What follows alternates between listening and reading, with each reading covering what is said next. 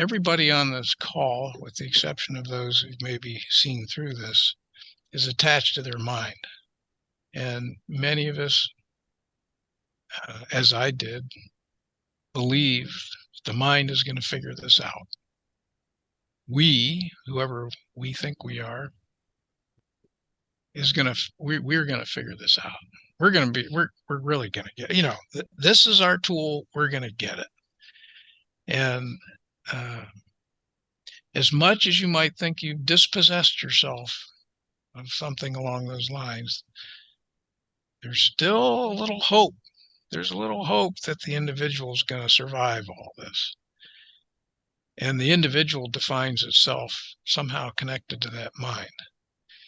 And in talking with Norio the night before, I was reminded of a feeling that I had in previous rapport sessions and I thought, well, if that feeling arises, I'll trust it absolutely.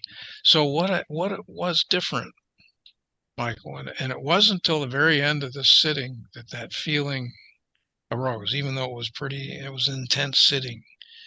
And that feeling arose. And I think simply because of that intent, I followed the feeling absolutely. I let go, and I saw it as this thing unfolded. I saw that the mind had thought there still was this little belief back there. The mind was going to figure this out, but I abandoned it. I absolutely abandoned it in that moment. The nonprofit TAT Foundation was created in 1973 to bring spiritual seekers and finders together. We publish books, videos, and a free online newsletter. We maintain a website of spiritual resources and hold 4 spiritual retreat weekends each year. Our goal is to offer practical guidance for following a spiritual path and living a spiritual life. For more information, go to tatfoundation.org. That's tatfoundation.org. Before Mike's realization, I remember saying to a friend, I just don't get it. Like, what about Mike? How has this not happened to Mike yet? And within a year or so, after, many times of seeing him frustratedly with his head in his hands, trying to understand his way to essence, he too had woken up. And I just remember that really standing out to me as, before that occurring, just wondering, what was it that was preventing that from happening for Mike? And then kind of feeling like he was this person that stood out in my mind that was confusing that it hadn't occurred yet. And then to see that happen and to be there, for that, just has been quite an experience and a reminder that this really is right there and can happen, for any of us.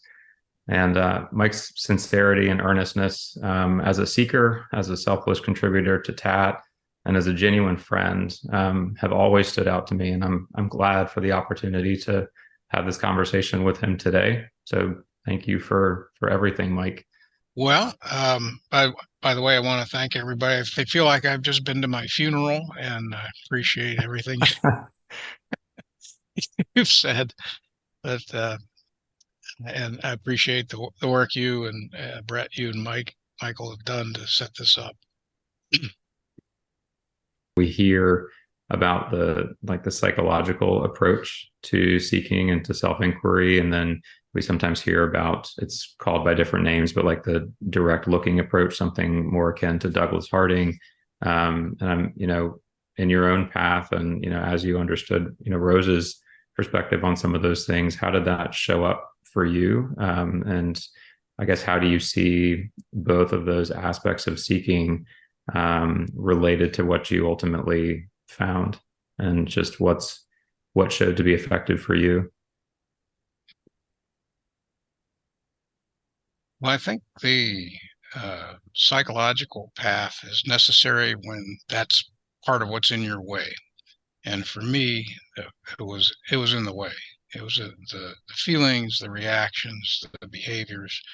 I don't think you can shortcut the business of understanding your mind. There's so many things. Our mind is so egocentric. That we're so wired and programmed to be egocentric, to seek affirmation, and a lot of us have these emotional, psychological kinks about us that cloud our ability to see clearly, and they take a lot of energy and away from our mental activities. And so, for me, what's the test of any philosophy? I think you or Brett said something about this earlier. What's the test of any philosophy? It's whether it works in practice. Mm-hmm. And it worked. It worked. It works to look back in your past and to look at the traumatic things, or to even to look at your current behaviors and ask, why am I doing this? Why am I saying this? Why do I believe this? All of those things, they clarify your mind, they improve your intuition, they improve your insight into others. Like I might see something about someone else that I saw in myself. It's like, wow, I recognize that. When it comes, the answer I would have kind of depends on where you are in your path, but I think just about everybody has to go through this rigorous effort to understand their mind and be their own super psychologist about their mind, or as best they can. And then Harding's direct looking, listening to him talk about it, he's actually asking questions along the way, like, who is that character in the mirror looking back? And then, he goes through this whole pointing thing, and there's a lot of questions in that. And to me, Harding presents, for people who may be ready to hear it, or who unsuspectingly wander into listening to him, a way to get the idea that there's something looking out that they could be very aware of. But it's a technique, and what he did in that sense is valuable. For me, I never understood what he was getting at, and I think because I ran into him after having been in this for a while, and I had it never made a lot of sense to me, but it makes a lot of sense to other people when they're seeking, and I know what he's pointing at and what he's trying to do. So direct looking, however, is precisely what all this effort in understanding the mind and getting past the hang-ups is all about. It's all about trying to get your attention turned to what's looking out.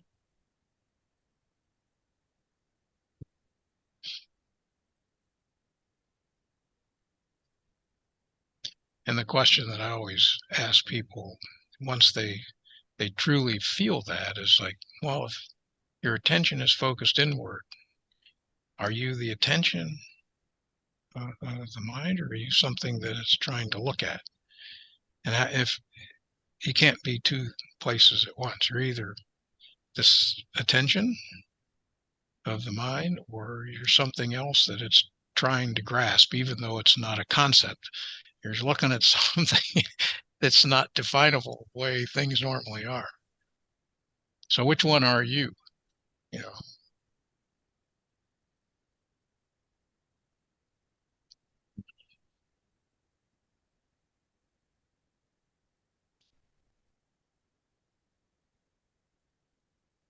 Yeah, it's that final, if it's final, I don't know, but that point you're talking about, that kind of paradoxical, what's looking at what, yeah, it's certainly a point of tension, which I think in my mind kind of links to another question we were considering, maybe bring it up this afternoon, was that how tension relates to this to this path, and how it might have related for yours, and how Rose talked about it.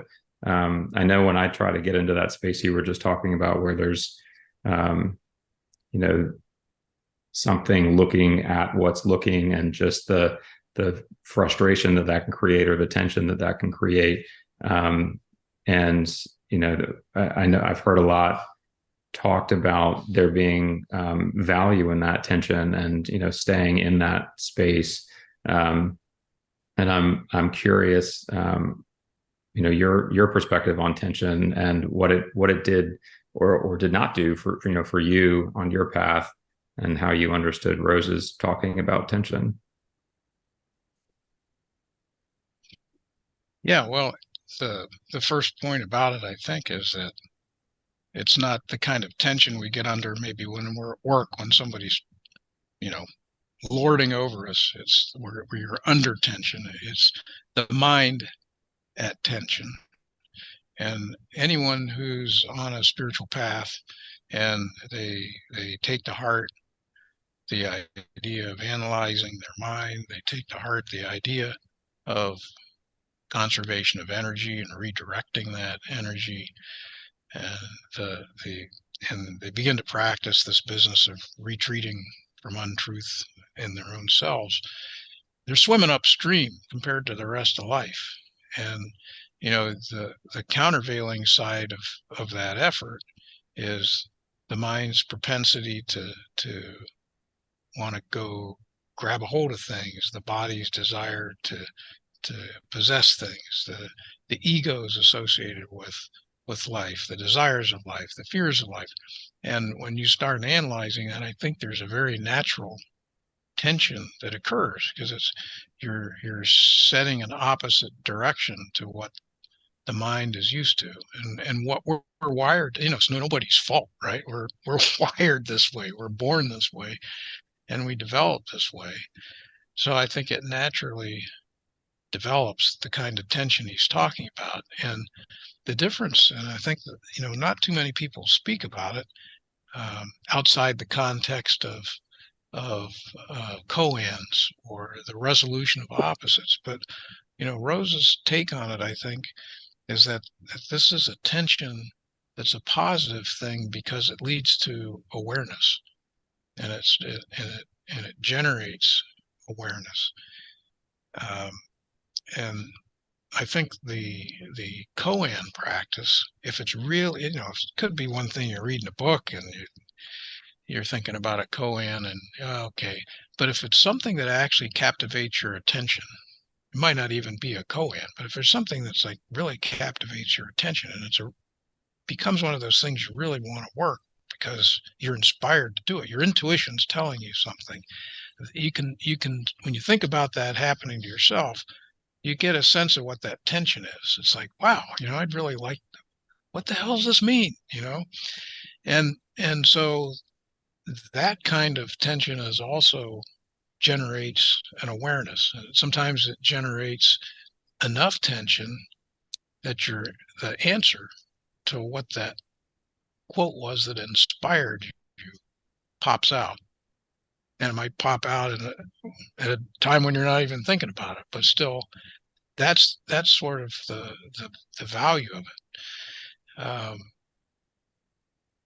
I don't know if that answers what you were asking or not, but that's how I interpreted and experienced it.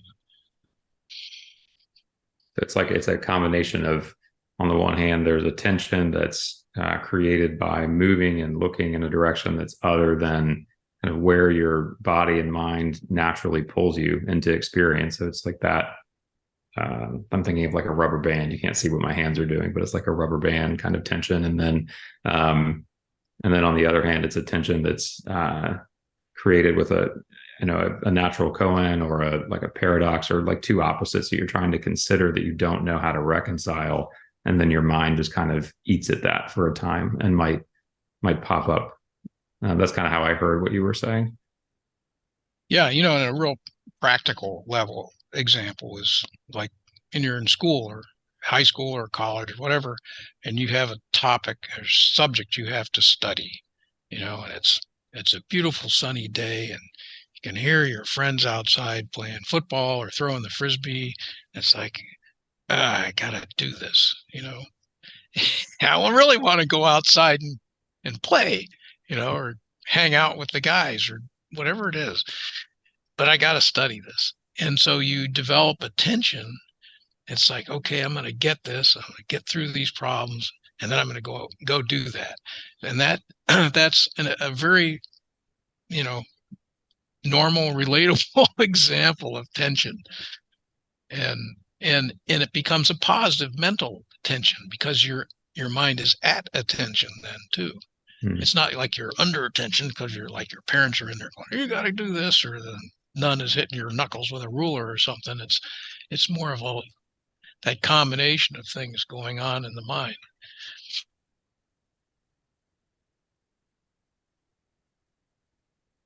So we're talking about tension, Mike, and a lot of people, or I don't want to say a lot, some spirituality out there kind of is geared the opposite way. And I think about meditation in particular. You've written that meditation, as Rose recommended it, can involve conflict and dismay.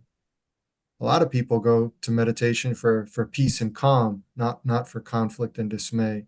So what's your take on like what meditation is, or why there's this sort of two different sets of expectations about what it will produce if it's effective? Rose, he taught a meditation technique that was confrontative and questioning. And he did speak to the kind that calms people down, and said, that can be beneficial if a person's mind is very worked up and they go to sit and they're just churning from the day's activities. There might be a place to sit and do something that's very relaxing in order to prepare for meditation. He himself did something like hatha yoga and Raj yoga for many years. I think he said 7. It was like dialing heaven, because it was so peaceful. But he realized, being peaceful wasn't getting him anywhere when he started looking. He always talked about it. I'd look in the mirror and my teeth were falling out and my hair was falling out. It's like I had to do something different. So, um, but he always advised that you do things to wake yourself up. So the pain and so forth, the dismay that I'm talking about, um, comes about certainly early on if you have psychological or emotional issues to work through. When you see something about yourself that you don't really particularly like, you see a behavior, you see the reason for the behavior, and maybe you're not even laying it at the feet of nature at that point. You're just like, what a jerk I am for having said this, or why did I do this, or why did I think this, or why do I believe this, after maybe you have a disagreement with someone, and you start thinking about your reasons. And this is all like the basic work that goes on trying to clarify your mind and ultimately improve your intuition. And I would note that, you know it's the relative self that's suffering, and the relative self suffers through seeing things about itself, and it doesn't necessarily make it happy to see that you've been a jerk or you said something that you regretted and you know why now. Or you look back and you see a whole pattern of behavior over time, and it's like, oh my gosh, it relates to this event. And uh, it doesn't necessarily lead to great joy, but what it does lead to is freedom. It leads to freedom from that. So the next time the reaction comes up, it's like, oh, I know where this came from. I'm not reacting anymore to that. I can ignore it. What happened 10 years ago is not relevant. And uh, so the freedom also brings with it a release of energy. I found oftentimes when I would see something, there'd be when you're free of a burden, it's like you've newfound energy that you didn't realize was having to deal with this all the time. And Hederman, I think Sean Nevins put together a video of him. He called it "Traveling Lighter." That's what that is. You get rid of some of this baggage you've got, and you're traveling lighter. And there's nothing bad that comes of that. You may have a moment of despair or whatever, or a period where you don't feel very good about yourself, but it quickly passes. And nothing. I've always said nothing bad comes of the truth, and that was what I had to repeat to myself any number of times when I saw things about myself I didn't like. It's like, well, it's the way it is, So nothing bad's going to come of seeing this, even though it might bring you to tears. So the opposite, the calming type of meditation is something that has its place. And when you start speaking about a meditation technique that approaches rapport, the other end of the spectrum in a way, it's a whole different thing. It's a quieting of the mind. It's a quiet, as opposed to just soporifically repeating something. It's a quieting of the mind and a turning away from attachments of the mind in order to feel for what remains. This, what Michael was talking about, what remains, what's looking out, what's aware. That's a later stage of meditation. Rose actually laid out 4 or 5 levels of meditation. And so the first was this kind of blocking and tackling I was talking about, the basic analysis. And then leading into that was the identification of the true self among the different voices. And there was a third one there. I don't remember exactly how he expressed it. Anyway, the 5th one led to transmission being the 5th. But in any event, it's apparent to me, again, does it work in practice? So everybody has if they're doing meditation, they will do a practice that brings them some results. And for me, that approach that Rose taught brought a tremendous result early in the career, in the search.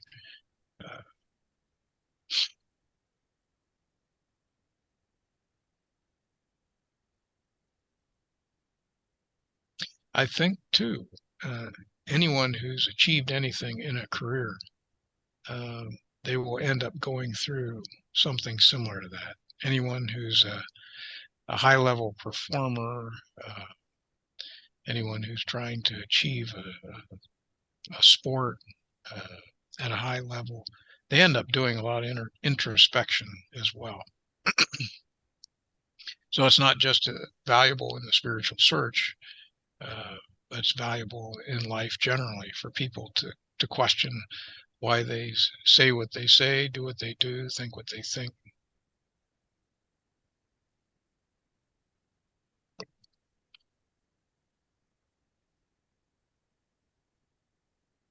Mike, you were talking about kind of different stages of meditation, and ultimately it leading to a place. I think you used the word transmission, and kind of that looking for what's looking out, kind of like we were saying earlier. And I'm wondering, in those final moments for you after your years of different types of practice, and you were sitting in a rapport session, and your realization occurred. Was there any, you were involved in a kind of practice in that moment? You were in rapport, and I'm wondering if there was I guess recognizing the limitations of language, like, was there anything that you did or that was different in that moment, like a way that you surrendered where you hadn't before, or felt into something instead of trying to think about something? Was there a shift that was different in the way you were orienting to your practice, your seeking, that you think might have in some way made a difference in that moment? I don't know if I can claim having done it, but Norio's here because he wants to see what mischief might be up. But Norio was one of the ones who resulted in that mischief that day. And what it is everybody on this call, with the exception of those who've maybe seen through this, is attached to their mind.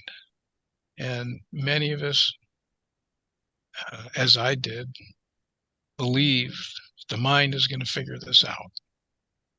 Whoever we think we are, we're going to figure this out. We're really going to get, this is our tool. We're going to get it. And as much as you might think you've dispossessed yourself of something along those lines, there's still a little hope. There's a little hope that the individual is going to survive all this. And the individual defines itself somehow connected to that mind. And in talking with Norio the night before, I was reminded of a feeling that I had in previous rapport sessions where it was what I view now as a partial realization. And I thought, well, if that feeling arises, I'll trust it absolutely. So what it was different, Michael, and it wasn't until the very end of this sitting that feeling arose, even though it was an intense sitting. And that feeling arose. And I think simply because of that intent, I followed the feeling absolutely. I let go, and I saw it as this thing unfolded. I saw that the mind had thought there still was this little belief back there. The mind was going to figure this out, but I abandoned it. I absolutely abandoned it in that moment. And Norio had made the comment, in this space and the space of betweenness, the space that I associated with rapport. He didn't use those words exactly, but I knew that's what he was talking about later on. But it's like he said that this is a space, a creative space where such things can happen, and that was like an inspiration to just allow this thing, just to follow it. And I could not have imagined what would follow, but that's the difference, Michael. I put total trust in a feeling, and it was an intuitive feeling. It wasn't like, trying one of the five senses. It was an intuitive feeling about the mental space, the openness in the rapport session.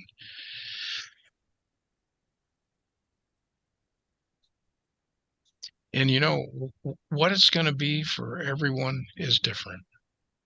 What has happened to Art, to Phil, to Bob, to the other, Sergel, to Ferguson, to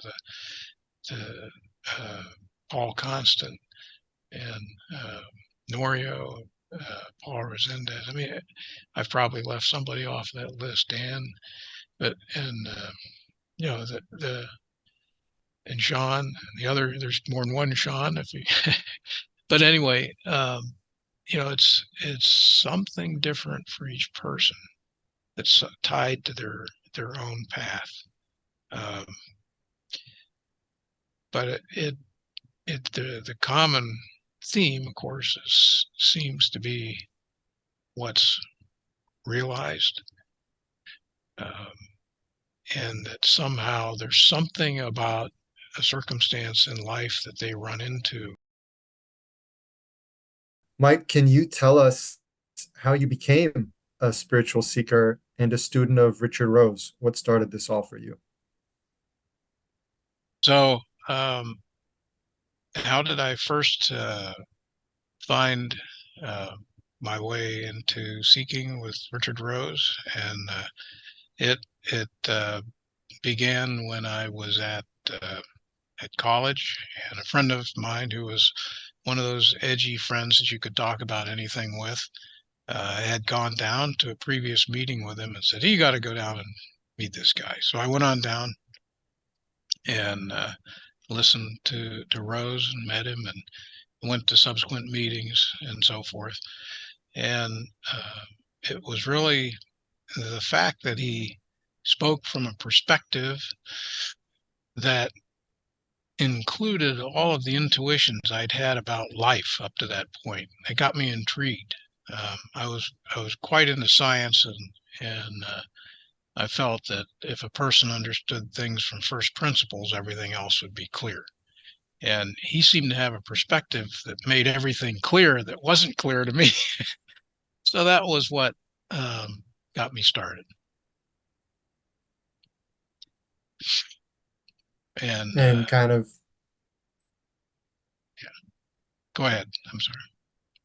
going to follow up there, Mike. So, like, it got you started. What did that mean? What was working with Rose like in those early days, and kind of where did it lead you at the time? Yeah.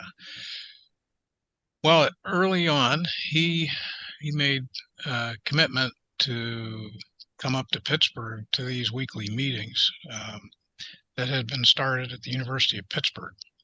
And so each time he would come, we would have a little bit of introduction to um, what you might read about in the Alphagen system, what we're trying to do there as friends, to confrontation sessions, um, conduct those in a friendly way in order to understand the other person's mind. And he was the the leader of that, or the monitor of that, what later on we would call a monitor of a meeting. And but he was very adroit and adept at bringing people to a point where they, in questioning themselves and answering a question, they'd come to some point where they realized maybe they were bullshitting themselves or that they saw something, and then he would very quietly move to the next person. And I I later I felt really that this was like watching living poetry in a way. The Hmm. manner and the sensitivity with which he actually conducted those meetings was astounding to me. But what it meant then, it started me off in a different path than the one I came in on, because I was looking outside for answers. I was into physics and chemistry and so forth. And so I thought the answers were out there. And this actually got me turned around looking at the answers are inside. And it also provided a vehicle to begin to deal with my own personal issues, egos, emotional hangups, uh, and as a result, helped me to then begin to unravel what I feel now was was an emotional pretzel that I was at the time, and result in a lot of clarity in thinking and a healthier lifestyle. And uh, so then what it meant later, after a couple of years of school, then I moved into the ashram that we created in Pittsburgh, and it was other seekers were there that we had met, people that were pit students or not students at all, other friends, and that in itself was a step of a commitment. And um, Rose would come up then to those meetings, and we would sit and rapport at those meetings. We had a place to do it, so we'd sit in the living room, and we had several remarkable rapport sessions then. But that, again, is another technique, just like confrontation, where we were working with others as friends in an effort to help each other, to get insight into each other's minds, and to help the other person see themselves.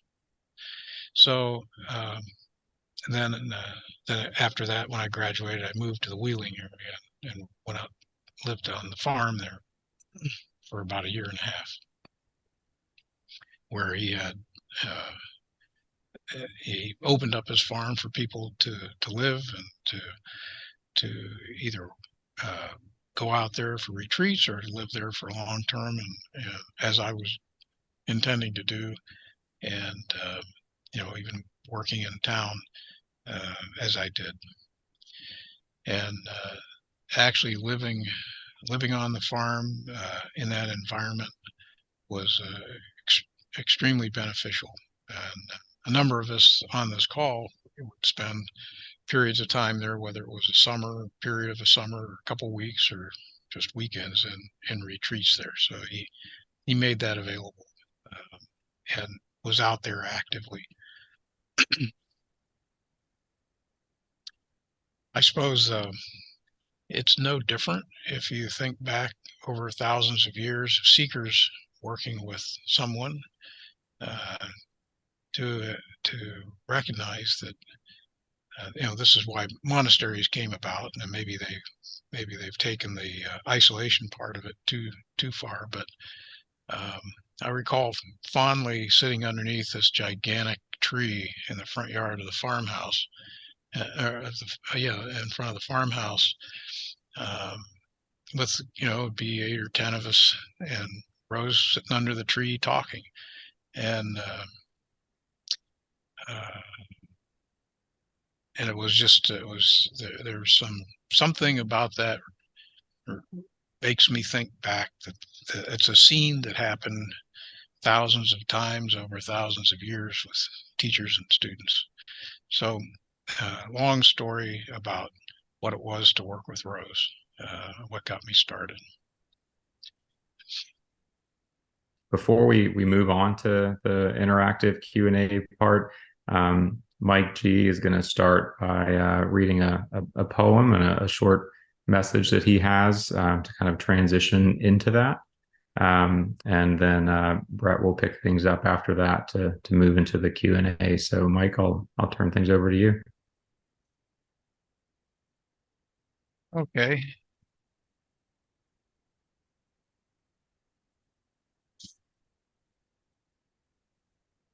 So the theme of the TAT talk that was put up, the mind is trying to take itself on a trip it can't make. And I wanted to simply say what I saw in myself and what I see in others, the egocentricity and the belief that the mind will solve the riddle is something we cling tightly to in our minds. It's simply how our mind is wired.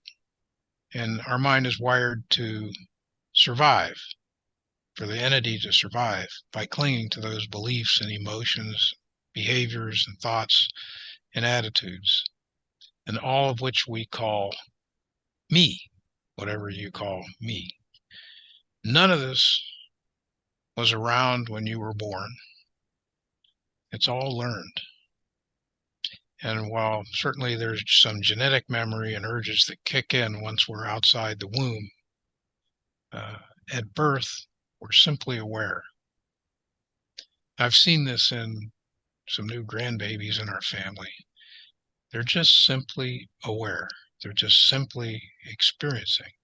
And it's a natural state when we're a baby. So we don't really recognize it until later, when we've lost it, and when we get connected with things in life, and the bright, shiny objects, and the sounds, and the music, and the images. And what I've seen is that as the mind develops, and we develop our ability to compare and contrast all the time, and we become conscious of the world, we all lose touch with this awareness. And so all of us here have somehow kept in touch with questions or insights that we had as children as we were seeing the incongruities of life. So it's later when we become conscious of this awareness in our minds, we think that who we now identify as our minds, are experiencing awareness. So we think we're experiencing awareness, but in fact, it's the other way around. We've lost touch with what our natural state is. And there's a difference between when we experience it as a baby, just as what we're born into, and when we become fully conscious of it as an adult, as a seeker, as a result of a search. And to that end, I wanted to quote something Rose said in a talk at Ohio State back in 1978. And he commented that the Buddha nature, to me, is nothing more than the vein of the absolute that's in every human being. But what will it take for it to be conscious, for the person to be conscious of it? What it amounts to, basically, I maintain, is that everybody is unconscious. And when a person realizes the Buddha nature, then the small s self and the large s self are both conscious of each other for the first time. So I consider my own life to be a testament to the validity of Rose's teachings, because not only because I've found through them a path to this, but also that they've worked to create a matrix cooperation among the friends in the TAT Foundation, which helped me and have helped others in the individual efforts to sustain their search for realization. And it also, as a matrix of cooperation, not only allowed those who were students of Rose to eventually find their true nature, but it also attracted others who've done so to the organization, which is precisely something he had hoped would occur. And I think without that matrix of cooperation, I never would have had the time that I put into the search be so effective as it was. And that's not a poem, but I decided that might be better to state than anything I could have written. Thank you, Mike. So we'll move into the Q&A now. I see some participants already have their hand raised, so anyone else with a question, feel free to do so. Mark W., you're up first.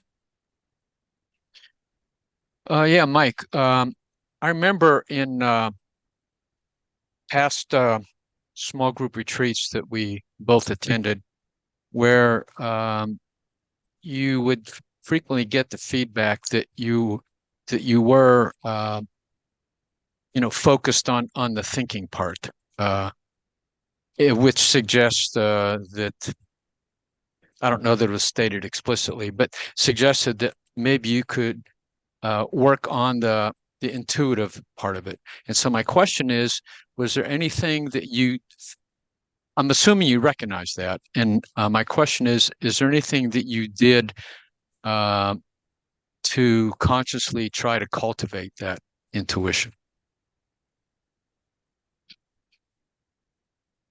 Well, yeah, you have an assumption about the way things worked out, but in intuition, yeah, I consciously tried to conserve my energy and maintain intuition just by virtue of living a healthy lifestyle. But there were at least 3 retreats in a row with Art and Arnima where each time they were like, you're not going to figure this out with your head. And they kept pointing that to me, and I'd go home and it's like, damn, there it is again. I think I'm going to figure it out with my head. And then I'd come back the next year, the same thing. It's like, damn, I did it again. Another year went by. I've been trying to figure this all out with my head. What am I doing? And so I'd keep engaging in the same practices of trying to analyze the mind. Why am I, and every year I'd come back and I'd be traveling just a little bit lighter, but I'd still be trying to figure it out with my head. I'd still be reading and trying to assimilate. And I think there's a third time I came back. It was like, it's like, how many times do you read something? How many times do you hear something before it finally hits you? Well, this third time, I was really, really full of it. I thought I'd read everything, I assimilated everything I could. I thought I was understanding everything. And then Art basically, he just said, Mike, you know nothing. And it finally got through to me. And I remember getting up and walking outside after that session and walked down to the woods there and out at the place near Moundsville where we were meeting. I walked off in the woods and I just felt totally lost. It's like, oh my God, I'm back at square one. I don't know anything. I really don't know anything. And I think that's when I took an even more intuitive approach to it. And I went back and I reread some of those things that I'd been thinking about intensely, just with an intuitive feel, just to look for the inspiration in them. And what was being said behind the words? What was the feeling? It was like, well, I'm not going to get it through the head. I got to do something else. So I don't know if that answers your question, Mark, but Yeah, it it was does. okay. Thanks. Thank you, Mark. John, would you like to ask a question? Yeah, I just want to say thanks, Brett, and sorry about the confusion there. And thanks, Mike, for the talk today. It's been brilliant. I just wanted to ask you about awareness. I mean, you talked about a baby being aware and then sort of people getting lost when they see shiny objects as they grow older. So I suppose I have a sort of couple of questions, but one is in terms of awareness, when you talk about awareness, are you talking about, and I think you must be because you're talking about baby being aware, but are you talking about the awareness that, you're aware of your thoughts, you're aware of something you see, you're aware of objects. So it's basically everyday awareness. Is that what you mean by awareness, number one? And you also went on to say, I think you said that we mistakenly think that we are aware, but and I might be putting words in your mouth here, but actually it's the other way around. Awareness is aware of us. Is that correct? And I suppose the final question then is, the awareness that is aware of us, if that is correct, is that then a final awareness, or is there something else? Yeah, so that's my question. Well, that's a whole bunch of questions. And John, if I leave one of them at the side, you remind me that I didn't answer you. I'm not quite sure which part to start with, other than the kind of awareness of your thoughts and your feelings is an outward awareness of the what we view as our inner environment. And so some people might also call that body consciousness, and it's tied to being aware of the mind and the body and the environment. And and it's not until you actually put your finger on awareness, so to speak, maybe in meditation, that you're more deeply aware that these things are happening. And some people, it comes to the observation of thought. It brings them back to a point where they like, oh, this is aware. And even though we register that in the mind, it may in fact lead all the way back to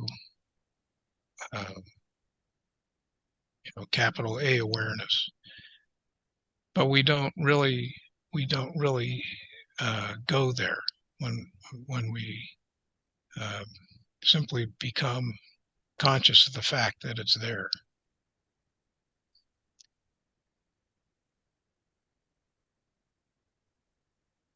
And I'm not sure if that answers it. You had about 3 questions in there, so I might have skipped over one in the. Yes, thank you very much. Thank you. Would you like to ask a question? Yeah, it's kind of 2 parts, but I think just one question is like, looking back in the, say, the months or the year leading up to your experience, was there anything different in your experience, in your meditation, in your day-to-day life that you either felt or sensed? And maybe connected to that, I guess, is we've talked a lot about, it's come up many times, the Huang Po bit about the being attached to concepts and not approaching for fear of falling into the void, nothing to stay there fall. But it sounds like for you in that moment, you just let go. And so I'm wondering if you can account for that, or why there was a difference, or what the difference might be. I feel like I've either read or heard you allude to it in the past, that there was maybe you'd kind of given up in a certain way, or stopped caring, or stopped having a certain kind of fear, or something like that. And so I was just wondering if you could speak to that, if that makes sense. Mm-hmm. Yeah, it's part of this thing about life creating tension, and when we have this intent to try to find the truth, and in the year leading up, perhaps more of the 6 months before, or 8 months, I had a tremendous amount of life teaching me some lessons. Tremendous amount of tension on my job, tremendous amount of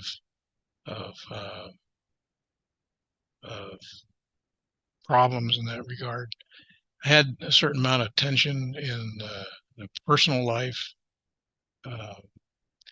both of which, the first part kind of beat the ego out of any remaining beliefs about success or achieving anything.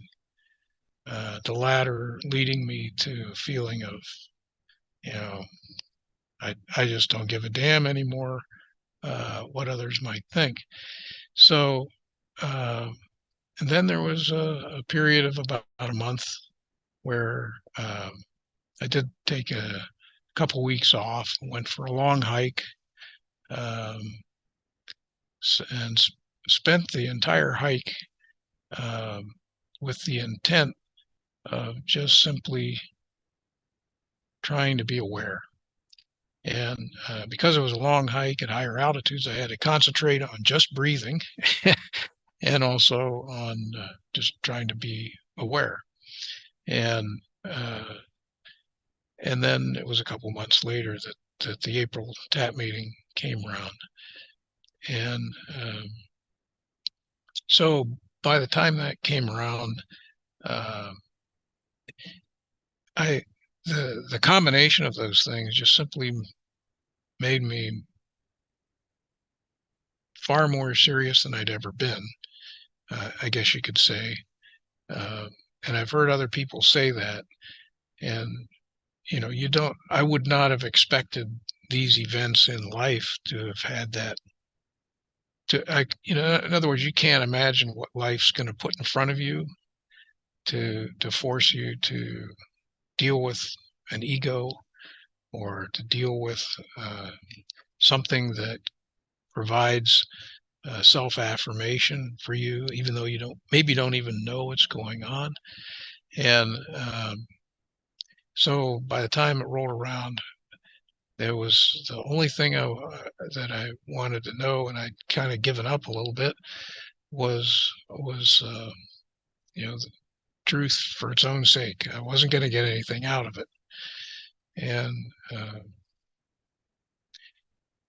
so, yeah, that's kind of what it was, Luke. And it's only afterwards I realized that this, people talk about unclenching a fist, and that made sense after the fact because I let go of belief that the mind was going to solve anything.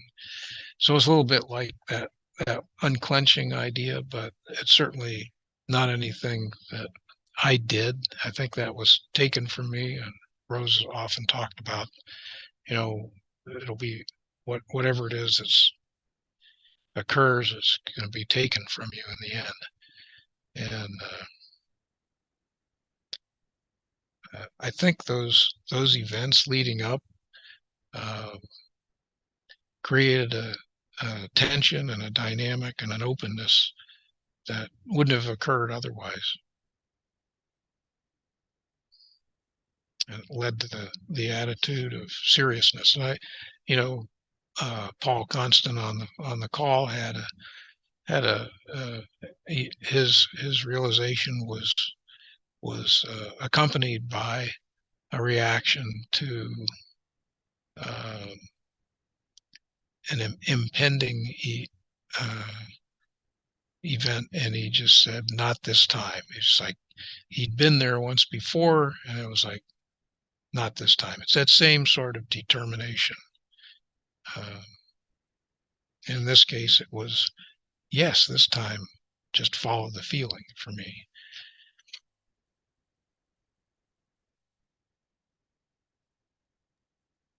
Thank you, Mike. Mike Mitz, you're up. Thanks. Thank you. Mike, I feel like I'm following parallel to the path that you took. So my question to you would be, if you were to go back and give yourself one or two bits of advice, what would that be? If the you now could go back to the stuck Mike, what would those two bits of advice be? Well, of course, I don't know. The real question is what's got Mike Mitz stuck, not what might have had this character get stuck. But there's this intensity that comes with looking for the truth for its own sake. So you might examine what's your driving force behind your search, and you might ask if you're still believing that you're going to succeed at something, or if you're actually challenging your beliefs. The whole point being that you're trying to look inside, right? And so if there's something in the way of looking inside, it's probably something you believe about yourself or about life that you're not questioning. You may think you have it all figured out. Um, like I thought I had it all figured out, but why doesn't it pop? It's because the mind thinks it's gonna do it. So I really don't know, Mike, where the key might be in your life, but um, ever increasing intensity is not a bad thing. But I couldn't say whether that's part of what's missing in your life or not. Yeah, I hear you. I got you. Rose had somebody asked him. This was actually the first meeting Lenny Schwartz was there. Asked him if Mr. Rose, if there wasn't an Albigen Papers, uh, if you hadn't had a chance to write, and what would you advise people to do? And he very quickly said, be celibate, which was, for the young guys, it was like basically conserve your energy and so you can develop your intuition. But it was like be celibate and engage in intense self psychoanalysis until your mind stops. And it kind of sums up in very short language the reverse vector. You analyze your mind, you see what's not true, you about it, and okay, so you get yourself free of those reactions, that intense self psychoanalysis, and then at some point, you're looking at your thoughts, and eventually, as you examine your thoughts, you have the opportunity to either see between them or the mind comes to a stop, and then what's there? Most of the time, you ask people when they look inside, what do they see? They go, "Well, nothing." Well, that may be true. There may be nothing there until you realize that there's something looking out. But it's not something the mind grasps. And when it does have those little experiences, it grabs onto them and says, "Oh, I had an awareness experience." And the mind takes ownership over it. It's a pesky little devil. Thank you, Mike. Sure. Thank you, Mike. I think we're going to go to Mario next, if that's okay, because you haven't asked a question, Mario, and then we'll probably come up on time, in which case those who haven't had a chance can stick around potentially. So, Mario, your question. Hi, Mike. You mentioned a healthy lifestyle. I was wondering if you could speak more about that. Maybe what are the benefits? Maybe what do you recommend? And maybe some examples from your life. Well, for me, a healthy lifestyle was not drinking, not going out drinking, not taking drugs, trying to live a conservative sexual life. I've been married, still am, and so the on the food side, I was never a vegetarian, and so for me, it was just trying to eat normal foods and be healthy on that. But it was more on the side of the conservation of energy and the avoidance of doing things that drained energy. Um, some people get angry all the time, so that wasn't a big issue for me. But when I did get angry, I was like, I could see that it was an energy loss. So I looked at why. So it's just one of those things, just like this self analysis. Like, well, why did I get angry? What's causing me to get angry? Because it's taking away energy, taking away mental and emotional energy. And if I could see the cause, then the next time it happened, if we go, well, don't need to lose that energy anymore. I'm not going to react to that anymore. Unless it's something you have to do to protect your family or your life or whatever. But it's regardless, it was that type of thing that uh, was around the conservation of energy. And then what do you do with that energy? Well, so that's what the energy you use for reflection or to hold your attention in meditation a little longer. read more, to think more, the productive thinking about your psychology. So that energy gets put to good use. And Rose wrote a whole book about the transmutation of energy. And even though you can't quantify a spiritual energy, when you apply your mental energy in this direction, it creates momentum, an inward momentum. And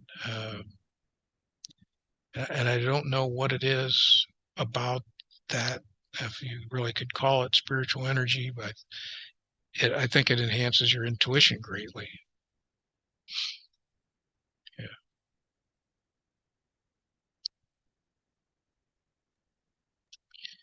Thank you very much. Thank you, Mario.